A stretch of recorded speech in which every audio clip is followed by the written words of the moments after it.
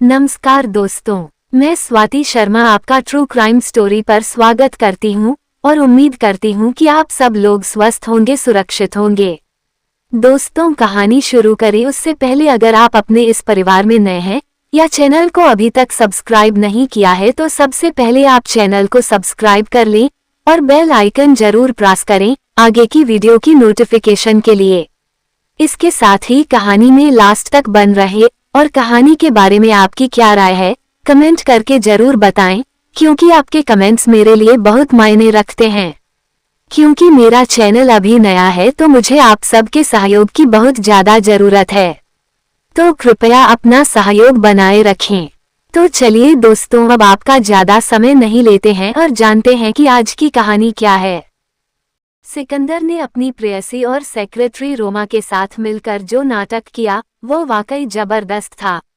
इससे उसकी पत्नी भी संतुष्ट हो गई और उन दोनों के मिलने का रास्ता भी साफ हो गया। एक रोमांचक कहानी। पिछला टेलीफोन उसके लिए परेशानी भरा था, दूसरा फोन तो उसे खौफजदा करने के लिए काफी था। दोनों टेलीफोन दिन के वक्त आए थे, तब जब उसका हस्बैंड सिकंदर अपने ऑफिस में था और वह घर पर अकेली थी। मिसेज सिकंदर, फोन पर एक अजनबी औरत की आवाज सुनाई दी। हाँ, बोल रही हूँ। आप कौन हैं? मिसेज सिकंदर ने कहा। एक दोस्त हूँ, मकसद है आपकी मदद करना। क्या आप सलीली को जानती हैं? उसने पूछा। तो क्या आप सलीली हैं? मिसेज सिकंदर ने पूछा। नहीं मिसेज सिकंदर, सलीली तो आपके शौहर की सेक्रेटरी का नाम है। मिस्टर सिकंदर और सलीली के बीच जो चल रहा है आपके लिए ठीक नहीं है। मेरा फर्ज है कि मैं आपको सही हालात की जानकारी दे दूं। मिसेज सिकंदर गुस्से से चिल्लाई, ये सब फालतू बकवास है।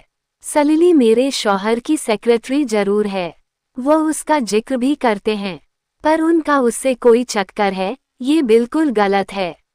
सलीली को दिल की बीमारी है, इसलिए वो उससे हमदर्दी रखते हैं।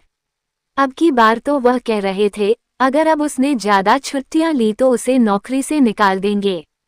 दूसरी तरफ से औरत की जहरीली हंसी की आवाज आई। हाँ, आप ये सच कह रही हैं मिसेज सिकंदर। सलीली को दिल की बीमारी है, लेकिन वह दूसरी तरह की दिल की बीमारी है। वैसे मुझे सलीली से कोई जलन नहीं है, मैं तो आपका भला चाहती हूँ। आप यह मालूम करने की कोशिश करें कि जब आपके शौहर पिछले महीने बिजनेस के सिलसिले में सिंगापुर गए थे उस वक्त उनकी खूबसूरत सेक्रेटरी सलीली कहाँ थी? आप हद से आगे बढ़ रही हैं मैडम, अपनी बेहुदा बकवास बंद कीजिए। गुस्से से मिसेज सिकंदर ने फोन रख दिया। दोनों हाथों से सिर थामकर मिसेज सिकंदर सोच में डूब गईं। उन्हें याद आया जब पिछले महीने सिकंदर बिजनेस के लिए सिंगापुर गया था तो उसने उसे सिंगापुर के उस होटल का नाम बताया था जहां वह ठहरने वाला था। लेकिन एक जरूरी काम के सिलसिले में जब उसने सिकंदर को होटल फोन किया था तो होटल से बताया गया था कि सिकंदर नाम का कोई आदमी उनके होटल में नहीं ठहरा है। उस वक्त उसने सोचा था कि सिकंदर ने किसी वजह से होटल बदल लिया होगा, लेकिन अब सिकंदर से उसकी शादी किसी रोमांस का नतीजा नहीं थी। उसे कहीं देखकर सिकंदर ने उसके हुस्न की तारीफ की तो वह सोच में पड़ गई थी। वह सिकंदर से उम्र में बड़ी थी, देखने में भी कोई खास अच्छी नहीं थी। उसे अपने हुस्न के बारे में कोई गलतफहमी नहीं थी। सिकंदर ने उससे शादी सिर्फ इसलिए की थी कि वह एक बड़ी दौलत और जायदाद की वारिस थी। 14 साल से वह सिकंदर के साथ एक अच्छी जिंदगी गुजार रही थी। सिकंदर देखने में स्मार्ट था और बेहद जहीन भी। उसने रोमा की दौलत को इस तरह बिजनेस में लगाया कि कारोबार चमक उठा। बिजनेस खूब फल फूल रहा था। 14 साल के अरसे में उनकी शादी को एक शानदार कारोबारी समझौता कहा जा सकता था। दोनों एक दूसरे से खुश थे और इस कामयाब फायदेमंद कॉन्ट्रैक्ट को तोड़ने पर राजी नहीं थे। दोनों ही खुशहाल जिंदगी बसर कर रहे थे। शाम को सिकंदर की वापसी पर रोमा ने फोन कॉल के बारे में कुछ नहीं बताया। एक हफ्ता आराम से गुजरा। इस बार किसी आदमी का फोन था जिसने उसे दहशत अजदा कर दिया। उसने घबरा कर पूछा, आप कौन हैं? इस बारे में आपको फिक्र करने की जरूरत नहीं है। जो मैं कह रहा हूँ उसे ध्यान से सुनो मिसेज सिकंदर। मैं एक पेशेवर कातिल हूँ। मैं मोटी रकम के बदले किसी का भी कत्ल कर सकता हूँ। शायद ये जानकर आपको ताज्जुब होगा कि आपके शौहर सिकंदर ने आपको कत्ल करने के लिए मुझे 10 लाख रुपए की ऑफर दी है। रोमा डरकर चिल्लाई, तुम पागल हो गए हो या मजाक कर रहे हो? मेरा शौहर हरगिज ऐसा नहीं कर सकता। मर्दाना आवाज फिर उभरी, अगर आपको आपके शौहर के ऑफर के बारे में न बताता तो शायद मैं पागल कहलाता। मैं हर काम बहुत सोच समझ कर करता हूँ। 10 लाख का ऑफर मिलने के बाद मैंने अपने शिकार के बारे में जानकारी हासिल की और आप तक पहुँचा। मैं कोई मामूली ठग या चोर नहीं हूँ, अपने मैदान का कामयाब खिलाड़ी हूँ। मैं इस तरह कत्ल करता हूँ कि मौत नेचुरल लगे, किसी को भी कोई शक न हो। मैं अपने काम में कभी भी नाकाम नहीं रहा। मिसेज सिकंदर ने कपकपाती आवाज में कहा, ये सब क्या कह रहे हो तुम? मुझे कुछ समझ में नहीं आ रहा है। अजनबी मर्द की आवाज गूंजी, मैं आपको सब समझाता हूँ। आपके हस्बैंड की ऑफर कबूल करने के बाद मुझे आपके बारे में पता लगा कि सारी दौलत की मालिक आप हैं। आपका शौहर आपका कत्ल करवाने के बाद पूरी दौलत का मालिक बनना चाहता है। तब मुझे एक ख्याल आया कि अगर मिसेज सिकंदर मुझे डबल रकम देने पर राजी हो जाएं तो मैं उनकी जगह उनके शौहर को ही ठिकाने लगा दूं। आप क्या कहती हैं इस बारे में मिसेज सिकंदर? मिसेज सिकंदर खौफ से चीखी, तुम एकदम पागल आदमी हो, मैं पुलिस को खबर कर रही हूँ। मर्द ने जोरों से हंसते हुए कहा, पुलिस? आप उन्हें क्या बताएंगी? चलिए, अगर उन्होंने यकीन कर भी लिया तो आप मुझे कहाँ तलाश करेंगी? मैं पीसीओ से फोन कर रहा हूँ। आप बेकार की बातें छोड़ें और गौर करें। आप दोनों में से कोई एक मरने वाला है। अब रहा सवाल ये कि मरने वाला कौन होगा, आप या आपका शौहर? इसका फैसला आपको करना होगा। आप तसल्ली से सोच लें, कल मैं इसी वक्त फिर फोन करूंगा आपका आखिरी फैसला जानने के लिए।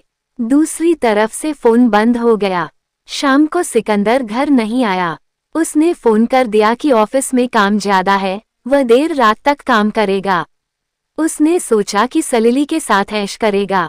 जब आधी रात को सिकंदर बेडरूम में दाखिल हुआ तो वह जाग रही थी और कुछ सोच रही थी।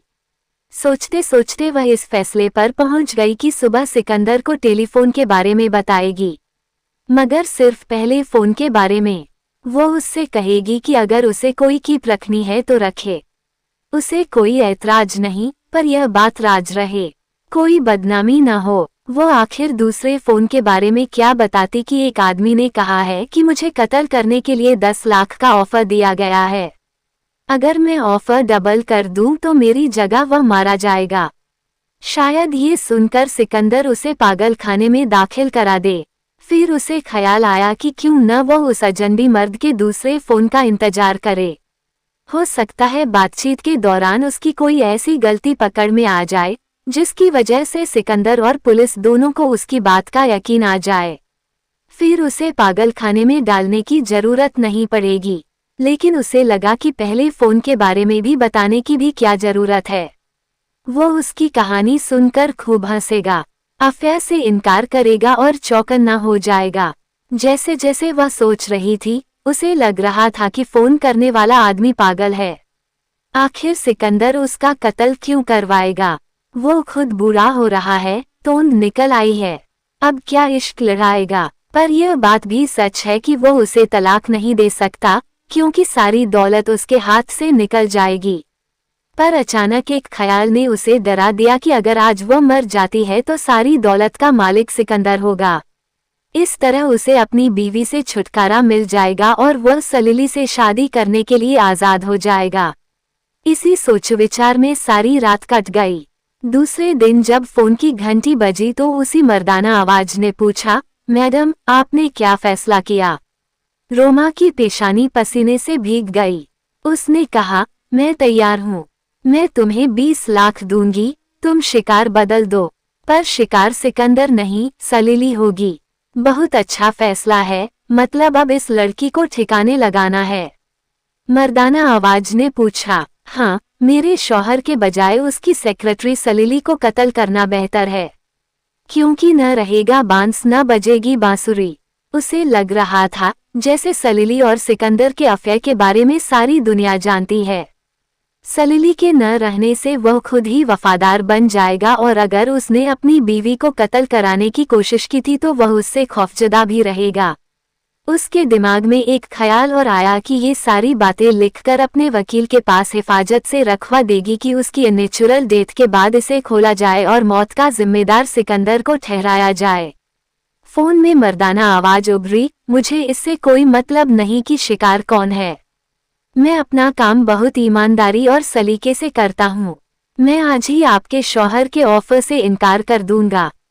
आपका काम हो जाने के बाद फिर कभी आप मेरी आवाज नहीं सुनेंगी, पर एक दो चीजें बहुत जरूरी हैं। मैं अपनी फीस एडवांस में नहीं मांग रहा हूँ, पर आपको मेरे बताए पते पर मेरे कहे मुताबिक एक खत लिखकर भेजना पड़ेगा। मेरा पता है Rustam, post box 911, royal palace. Roma ने घबरा कर पूछा, मुझे क्या लिखना होगा? आपको लिखना होगा कि आपने 20 लाख के एवज में मुझे हायर किया है कि मैं आपके शौहर की सेक्रेटरी सलिली फर्नांडीज को कत्ल कर दूं। मर्दानी आवाज सुनाई दी। रोमा चीख पड़ी, नहीं, हरगिज नहीं। इस तरह तो मैं कत्ल में शामिल हो जाऊंगी। बेशक, पर यह खत मेरे लिए बहुत ही जरूरी है, क्योंकि इसे लिखने के बाद आप मेरे बारे में छानबीन नहीं करेंगी। यही खत मेरी फीस की गारंटी भी है। जब आपको सबूत मिल जाए कि सलिली मर चुकी है, आप मुझे 20 लाख की रकम भेजेंगी। उसके मिलते ही कुरियर से आपको आपका खत वापस मिल जाएगा। नहीं नहीं, मैं ऐसा नहीं कर सकती, रोमा ने चिल्ला कर कहा। मुझे बहुत दुख है मैडम कि आपके शौहर आपसे कहीं ज्यादा अक्लमंद हैं। उन्होंने मेरी हर बात मंजूर कर ली थी। अब मैं आपके शौहर से ही सौदा कर लेता हूँ। रोमा ने कांपती आवाज में कहा, ठहरो, मुझे तुम्हारी बात मंजूर है। बताओ, मुझे क्या लिखना है? हाँ, ये ठीक है। आप कागज पेन ले लें, मैं आपको लिखवाता हूँ। रोमा ने कांपते हाथों से खत लिखा। फिर उसने कहा, मैं आपको खबर करूंगा कि आप खत भेज दें। खत मिलने के 2-3 दिन के अंदर ही अखबार में आपको सलिली फर्नांडीज की मौत की खबर मिल जाएगी। फिर मैं आपको रकम के बारे में बताऊंगा कि कहाँ और कैसे भेजनी है, और फिर आपका खत आपको वापस मिल जाएगा। इसके बाद हमारा ताल्लुक खत्म। दूसरी तरफ से फोन बंद हो गया। दिन बाद फिर फोन आया। उसने खत भेजने की हिदायत दी। रोमा ने खत रवाना कर दिया। तीसरे दिन अखबार में सलिली फर्नांडीज की मौत की खबर छपी कि कल रात सलिली फर्नांडीज की दिल का दौरा पड़ने से मौत हो गई। रोमा का शौहर सिकंदर काम के सिलसिले में कलकत्ता गया हुआ था। अब उसे कोई फिक्र नहीं थी। वो कहाँ जाता है, कहाँ ठहरता है, क्या करता है। दूसरे दिन उसी आदमी ने रकम के बारे में कई हिदायतें दी। रोमा ने अलग अलग बैंकों से रकम निकलवाई, कुछ अपने पास से मिलाई और बड़ी ईमानदारी से वहां पैसा पहुंचा दिया जहां कहा गया था। वो कोई रिस्क नहीं लेना चाहती थी। पेशेवर कातिल भी अपने वादे का पक्का निकला। दूसरे रोज ही रोमा को कुरियर से उसका खत वापस मिल गया। उसने फौरन उसे जला दिया और चैन की नींद सो गई। उसी रात रोमा का शौहर रोमा से कई 100 मील दूर अपनी खूबसूरत सेक्रेटरी सलिली के साथ एक शानदार होटल में अपनी कामयाबी का जश्न मना रहा था। सलिली ने पूछा, सिकंदर, मुझे यकीन नहीं हो रहा है कि यह सब कैसे हो गया। आखिर कैसे तुमने मेरी मौत की खबर छपवा दी? सिकंदर ने शराब का घूंट भरते हुए कहा, बहुत आसानी से। तुम्हारे मरने की खबर और रकम मैंने अखबार वालों को भेज दी थी और उसके साथ एक पर्चा रखा था। सलिली फर्नांडीज का कोई रिश्तेदार या करीबी इस शहर में नहीं है और वह मेरी कंपनी में मुलाजिम थी। उसकी सारी जिम्मेदारी मुझ पर आती है। उसके सारे मामलात मैं ही देख रहा हूँ। बस अखबार के जरिए उसकी मौत की खबर दुनिया को बताना चाहता हूँ। उन लोगों ने दूसरे दिन ही यह खबर छाप दी। अच्छा जानेमन, तुम ये बताओ कि तुमने फ्लैट छोड़ते वक्त अपनी मकान मालकिन से क्या कहा? मैंने मकान मालकिन से कहा था कि मैं दिल की मरीज हूँ। अपने शहर वापस जाकर अपने डॉक्टर से इलाज कराऊंगी, क्योंकि अब तकलीफ बहुत बढ़ गई है। शाबाश, तुम्हें मुंबई आया भी बहुत कम अरसा हुआ है। कोई तुम्हें जानता भी नहीं है, न कोई दोस्त है।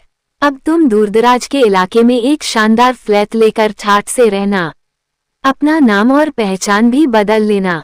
रोमा से मिले 20 लाख रुपए मैं किसी बिजनेस में लगा दूंगा ताकि हर महीने गुजारे के लिए अच्छी खासी रकम मिलती रहे। डार्लिंग, तुम कितने अच्छे हो, सारी रकम मेरे नाम पर लगा रहे हो। क्यों नहीं डियर, पहली बार टेलीफोन करने वाली तुम खुद थी। तुम्ही ने तो प्लान कामयाब बनाया। मगर सिकंदर, सारी प्लानिंग तो तुम्हारी थी। तुमने कितनी कामयाबी से आवाज बदलकर कातिल का रोल अदा किया। तुम्हारी आवाज सुनकर तो मैं भी धोखा खा गई थी। तुम वाकई में बहुत बड़े कलाकार हो। चलो, फालतू बातें छोड़ो, अब हमारे मिलने में कोई रुकावट नहीं रहेगी।